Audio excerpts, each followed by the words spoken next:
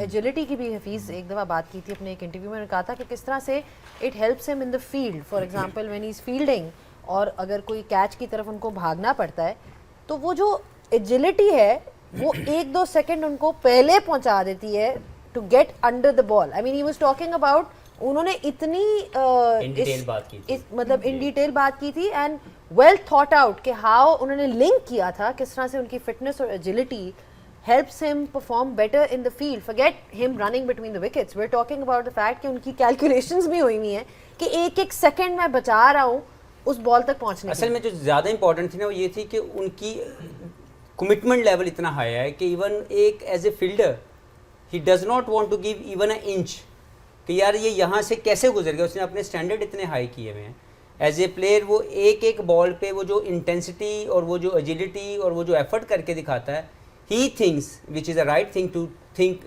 as a batsman, as a bowler, whoever you are, कि मैं अगर एक बॉल के ऊपर अपनी एनर्जी दे रहा हूँ, I am not losing my energy, I am basically pushing my self for the thing जो मुझे बाद में फ़ायदा मिलेगा। उसकी एक बॉल के ऊपर जो वो पुश करता है, ही बिलीव्स कि उसकी बैटिंग में उसको उतना फ़ायदा मिलता है क्योंकि उसकी बॉडी कम के ऊपर सेटिस्फाइड नहीं होती।